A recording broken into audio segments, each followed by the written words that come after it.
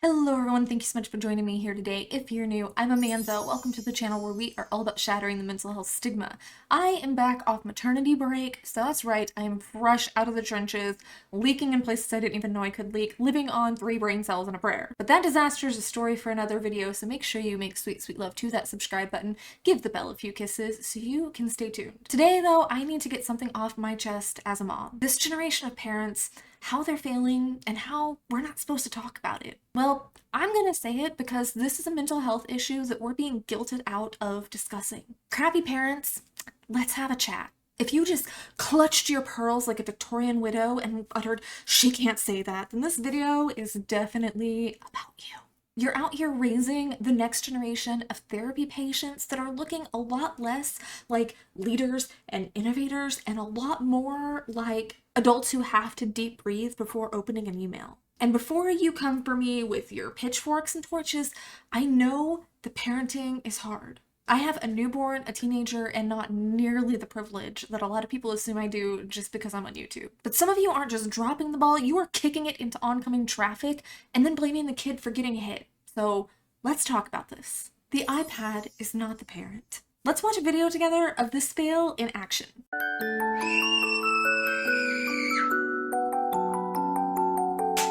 Oh, hell no. Hell no. It asks, should I disown him? No, you should parent him, ma'am, because if someone is fighting like this, that is a sign of addiction. If you're trying to take away their substance, in this case a screen, that is a sign of addiction. This is infuriating. I mean, straight up disgusting that children are acting like this and parents are just allowing it to go on. That iPad would be out the window so fast, I would shatter that thing. I would put 6 rounds into that thing before I allowed my child to treat me like that. So let me make this really simple.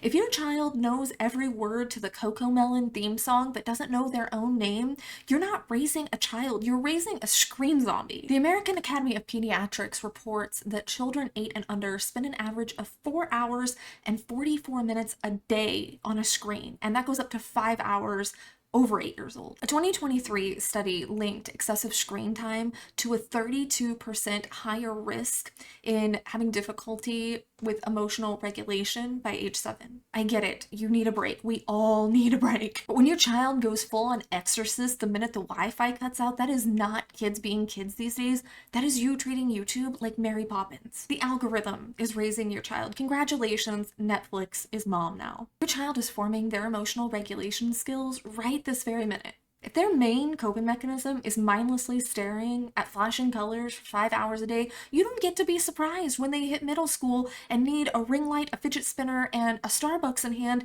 just to sit still for 5 minutes. We're creating the attention problems. We're creating the ADD and ADHD. Emotional regulation doesn't come from TikTok dances and SpongeBob. It comes from you showing up and modeling how to handle the hard things. Otherwise, you can enjoy the future trips to rehab when they grow up and they can't figure out how to socialize, how to communicate, how to problem solve, or how to entertain themselves. And don't even get me started on the screens aren't that bad brigade. Yeah, and tequila isn't that bad either, in moderation. You wouldn't hand your kid a margarita to calm them down, so maybe don't hand them a screen every single time they have a thought or emotion. By handing them a phone or a tablet during family dinner, it's like you're taking us all back 30 years to the children should be seen and not heard era. You're not buying yourself peace. You're telling them that they're not an important part of the family, that their thoughts and their input doesn't matter, and you're selling out their future ability to cope and to socialize. Next, we have the entitlement epidemic. So let's see a video of this one in action.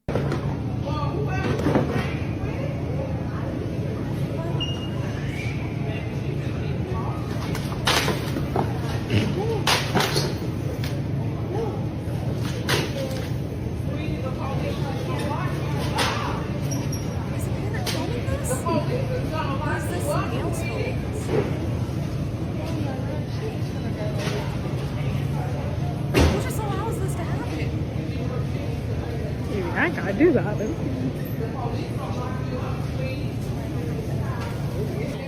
report her. That doesn't matter. You don't know what. Girl, you don't know what she's doing. Don't do that to a little girl. Y'all don't know what she's supposed to be. The most most infuriating part about this might be that not only does mom not step in, but then freaks out when somebody else steps in and is like, oh no, don't hurt her feelings. Your child could be putting other people in danger. That's liquid on the floor. That's broken glass on the floor. Oh my gosh. We're going to circle back to that about parents defending this nonsense, but the entitlement here, there could be something else going on. This child clearly cannot emotionally regulate, cannot deal with their emotions in a healthy way. And then she's probably going to go buy this kid a candy bar or a Barbie or something because she's so distressed after this interaction, after that employee came up to her and was trying to, do the thing that the parent wasn't doing and stepping up, trying to keep themselves safe, and for that matter, the child safe. I don't know exactly how old this child is. I would guess probably 7 or 8 maybe, but it's completely normal for kids to throw tantrums at this age because they haven't developed emotional regulation skills. Now, I know some people in the comments are going to say, yeah, back in my day, my parents would have whooped my butt, but studies show that that's not an effective parenting tool either, because then that teaches kids not to trust the people that they should be trusting, that they think that the people who love them are going to hurt them, and that sets up a whole other terrible precedent.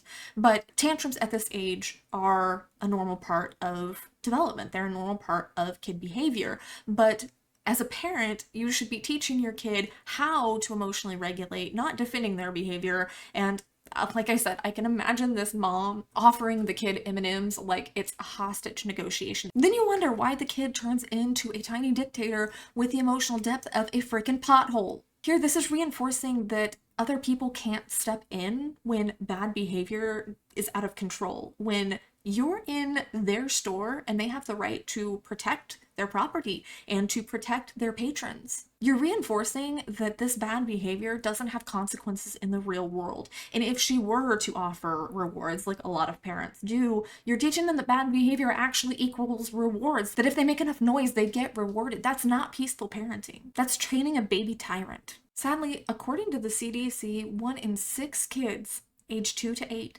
has already been diagnosed with a mental, behavioral, or developmental disorder. Do you honestly think that emotional avoidance and bribery are helping that statistic? No, you're fast-tracking them toward a life of emotional dysregulation. Then they grow up, they hear no for the first time at their entry-level job, and they have a meltdown because nobody clapped for them when they refilled the printer paper. And you'll be the one calling HR like, but he's such a good boy. No, Susan, he's a menace. He's the one leaving a 1-star Yelp review because his fries weren't arranged in a perfect spiral, and now that small business is going to suffer. And it started with defending this bad behavior or the Skittles bribe in aisle 7. Studies show that children who are never taught emotional regulation skills develop anxiety, depression, and narcissistic traits. That's right, you're not protecting their feelings by defending them like this or by bribing them. You are setting them up to drown in them later. You're not doing your kid any favors by bubble wrapping their ego. Life comes with disappointment. Life comes with consequences. If they don't learn to cope with that now, they're going to crumble the first time they're denied something as an adult. And trust me, no boss, partner, or friend is going to deal with the "but mom always said I was so special" routine. Now we have sharenting, which is the concept of sharing your child's life in the online world. I'm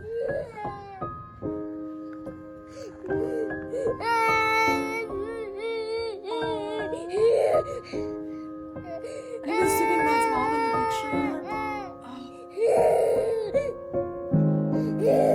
This is so heartbreaking.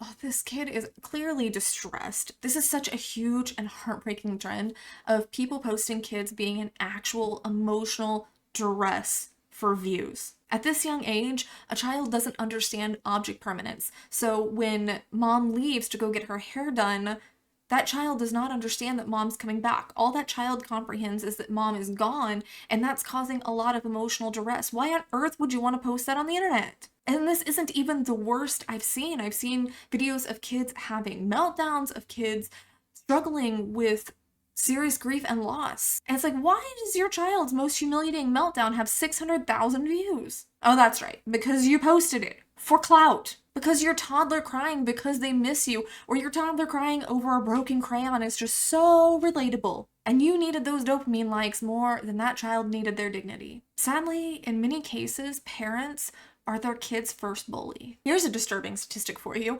Over 80% of children under the age of 2 have a digital footprint before they can even speak. By the time the average child is 13, over 1,300 pictures of them have been posted online. You're not just embarrassing them now by posting this or making them feel stressed out when you're shoving a camera in their face when they're having a meltdown, but you're handing them a digital trauma journal for their future therapist to dissect. Imagine becoming a teenager and realizing that your entire childhood is online and there are complete strangers commenting, "LOL, that's so cute," on a meltdown video that you don't even remember because your mommy or daddy wanted 5 minutes of TikTok fame. That is not normal or healthy parenting behavior. And stop acting like your toddler consented to being filmed all the time. "Oh, she didn't mind, he didn't mind." Girl, they don't know what consent is. They eat dirt and crap their pants. It's a violation of their trust, period, end of story. Posting videos publicly of your kid having a meltdown or sobbing their eyes out or being disciplined is not showing real parenting, it's exploitation. And this is not just my opinion. Research is already showing that kids who grow up with their lowest emotional moments being posted online are at a higher risk for anxiety, identity issues, and trust issues later in life. You don't say. Oversharing is not harmless when it turns their lowest emotional moments into monetized content.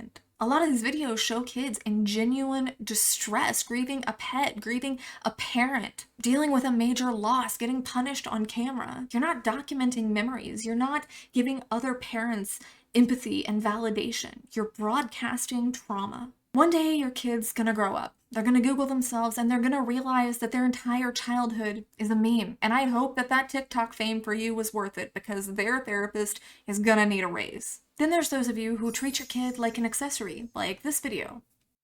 If you just know you're that girl, Yep. you just have no choice but to be that girl. And I feel like I'm that girl. Let me start by saying here that this little girl is absolutely adorable. And looking at the page, I can't say what goes on behind the cameras, but it looks like she is just a mom who likes dressing up her little girl in adorable outfits, which I will very much enjoy too for my little girl that I just had. But here's the problem. Let's look at that video of her in the bathing suit that we just watched. It has 21.1 thousand views. Now, all of the videos around it have 3,000, 5,000, 4,000. There's one with 9,000. There's one below it that is 645,000. But the average of her videos do not have that high views. Now, I as a parent have to ask, who's watching this video of this little girl in a swimsuit? Why does this video have significantly more views than a lot of the other just as cute videos right around it? It seems like the sippy cup in this video is meant to look like a wine glass and she's dressed in this swimsuit. She's meant to look like an adult, and that's going to attract the wrong kinds of people. Even in the videos where she's not in a swimsuit, she's in everyday clothes, there's going to be the wrong kinds of people coming to pages like this. You're pretty much advertising your child to PDFs. And maybe some parents just don't think about that, but why would you put your child out there for people to browse at their leisure for perhaps not so innocent reasons? Now, again, I don't know about this mom specifically, what her intentions are, what she's like behind the camera. I've seen a lot of videos of moms that are great when the camera's on and then pretty much ignore their kid when the camera is off. If you're using your kid for aesthetic Instagram pictures or clickbait TikTok videos, but you ignore them in real life, just admit that it's about the attention. I'm not talking about the who casually shares a selfie with them and their kids sometimes on social media, or who posts an announcement when their child is born to their community. I'm talking about those of you who treat your child like a Birkin bag, something you show off when it makes you look good, but that you throw on a shelf when it's not stylish or when it needs care and attention. I'm talking to those of you who spend more time setting up a camera stand to film your child than reading a book with them or taking them on a non-screen outing like to the park or something. Your child is not a prop for aesthetic on the internet. I repeat, not a prop. I don't care how cute their outfit is, if you are more concerned about getting the perfect candid of them holding the iced matcha than you are, oh, I don't know, actually engaging with them like a human being, you're a stage mom for a toddler that has no say in the matter. Research shows that kids whose parents are overly focused on documenting rather than engaging experience more difficulty forming secure attachment bonds. And yes, that also translates to a higher risk of anxiety, lower self-esteem, and trouble emotionally regulating later in life. Maybe spend some time building their self-worth rather than your follower count. Your child's value is not based on how they look or how they perform for strangers online. And need I remind you, it is effing creepy that I even have to say that sentence out loud. It's based on who they are and who you help them become. So if you're more invested in your aesthetic and their aesthetic than their well-being, then maybe close the damn app and open your eyes. And now the not my kid parents. I don't know why the text is blurry, by the way. That's the original video. That's how it's showing up. Sorry about that. Not want to sit down in his seat, and he will not stop talking. So I was. Oh my God, I thought he was sick. So y'all don't handle it? Well, usually we use our behavior management system, which requires for us to call the parent if the behavior is It getting. don't seem like it's really managing it. If you, I mean, y'all can't. I'm trying to work. And I understand that, and I also am trying to work, but I want us to work together to ensure the success of your scholar. She trying to get smart. Okay. No, ma'am, I'm not trying to get smart. I just want us to work together to ensure the success of your scholar. Well, I mean, what he doing? He won't sit down and he won't stop talking. Therefore, he's not able You to tell me you complete. can't make him sit down. Well, I can't make a child do anything. I can request it, I can ask it, but I can't make him do it. And so I'm wanting to work together.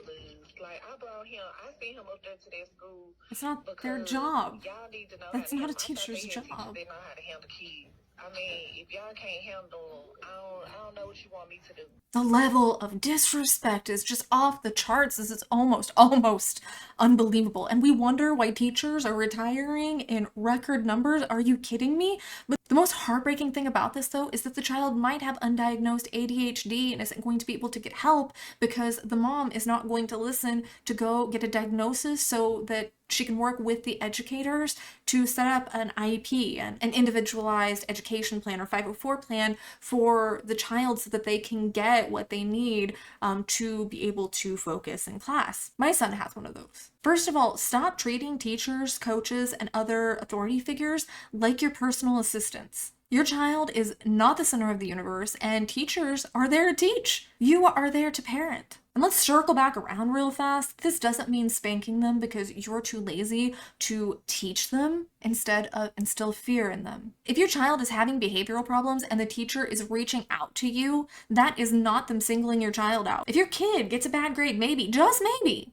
that's not the teacher out to get them. If they don't make the team, it's not that the coach hates them. Sometimes they need help, or sometimes they need to work harder. Shocking concept, I know. You know that this parent is the type of parent who would get the call about her kid bullying another kid and would pull the, oh, my child would never do that. Oh, honey, but they did do that. And 3 teachers, 2 parents, and a crying child saw it. 1 in 5 kids report being bullied here in the US. If a teacher calls you because your 6-year-old pushed down another kid and called them names, they aren't picking on your kid. Your kid is bullying other kids, and instead of addressing it, you're out here defending them like they're on trial for war crimes. The math just isn't mathing. Just because your kid is an angel at home does not mean that they're not a terror when you're not looking, especially if you're spanking them, because that creates more sneakiness. But kids will test boundaries. That's their job. Your job is to teach them that actions have consequences before the legal system has to do it for you. Kids act out. That's normal. But if you're defending their bad behavior like you're Saul Goodman, you're not helping. You're raising someone who's going to be real familiar with real courtrooms later down the line. Psychologists have repeatedly shown that kids who are not held accountable accountable are more likely to develop antisocial behavior, entitlement, and lower empathy. A combo that doesn't just make them unpopular, mind you, it makes them downright dangerous. When you refuse to acknowledge your child's bad behavior, you're not protecting them, you're enabling them. You're teaching them that they're above accountability, that you don't want to be bothered to hold them accountable, and let me tell you, that's going to come back to bite the both of you. Because one day, your child is going to cross a line that can't be ignored. And if they've never been taught boundaries or consequences, they're going to crash really hard, and you're going to have no one to blame but yourself. Not the teachers, not the coaches, not whatever authority figure you tried to push your parenting off on. And for the love of all that is holy, stop gaslighting teachers and other parents. Stop excusing cruelty as kids being kids. Start having the difficult conversations. Because pretending your kid is perfect doesn't make it true. It just delays the day that reality is just gonna hit them like a freight train. That brings us to our last parenting fail: helicoptering and ghosting. All right, here's one. My baby boy just moved into his dorm. He's been having issues with his roommates and calls me every night crying. Is there any way I can move into my son's dorm? I miss my son so much, and I'm so scared for him. I mean, it sounds real, but I mean, that gives me just like, Tell me this isn't like, real. that's so bad. I want to believe that this is not real. I want to so bad to believe that this is not real. This is such unhealthy attachment going both ways, and this is what can happen if you don't teach them that emotional regulation early on, if you're not helping them figure out how to socialize, how to move through anxiety, how to deal with these things. They have no emotional regulation. And this is one side of a coin. Some of y'all are tracking your kids like they are a fugitive on house arrest, and others haven't seen them since last Thursday. Both extremes are a problem. A 2021 American Psychological Association study found that 36% of college students are having issues with decision making because of helicopter parenting. Helicopter parents, your kid is going to hit 18 and have the decision-making skills of a goldfish because they never got to learn anything on their own. If your kid can't make a decision without texting you 18 times, that's not love and support, that's learned helplessness. Meanwhile, on the other side of that coin, if your child is off raising themselves while you do another World of Warcraft raid or you get lost in work, don't be surprised when they attach to the very first person that gives them attention, whether it's good or it's a toxic friend, a manipulative partner, or worse. Adolescents with emotionally unavailable parents are 3 times more likely to form unhealthy attachments later in life. Kids crave connection, and if they don't get it from you, they're gonna find it somewhere else eventually, healthy or not. Find the balance. Your kid isn't just a pet that you check in on. They need you present, not hovering, not absent, just there. Show up enough to guide them, but step back enough to let them grow. I expect an excuse parade in the comments, but I'm burnt out. I work too much. I don't have time. Yeah, we are all right there with you. The world's on fire and the economy's trash. In 2024, 58% of parents reported feeling severely burned out. You are not alone. But your kid didn't ask to be here, and if you're too tired to raise them, that's not their fault. It is your responsibility to figure it out, whether that is seeking mental health care for yourself, cutting back on expenses, living a healthier lifestyle that doesn't sap your energy, asking for support from friends and family, or finding a parenting group that can help you share the load. Parenting isn't a side quest that you squeeze in between your own struggles and obligations. If you're too exhausted to engage, too overworked to be present, or too busy to meet their emotional needs, something's gotta give. Because neglect disguised as being busy still leaves scars. No amount of hustle, no paycheck, and no "I did my best" speech is going to replace a childhood spent being or feeling ignored. You deserve self-care. You deserve hobbies of your own. And sure, you deserve some scroll time sometimes, but they deserve love and affection and attention. And let's be honest, some of you aren't burnt out because of work. You're burnt out from chasing a lifestyle that you can't afford. You're burnt out from saying yes to everything but your child. You're burnt out from staring at a screen for 6 hours a day, and you're burnt out from never asking for help. Stop using burnout as a badge of honor while your child wonders why they always come last. So, fellow parents, you don't have to be perfect. You don't even have to be amazing. But if your kid's future mental health looks like a true crime podcast, reassess. Because the goal is not to raise a kid who survives you. It's to raise a kid who doesn't need 10 years of inner child work just to function. Do better, or at the very least, do something. Because TikToks fade, but trauma, that sticks.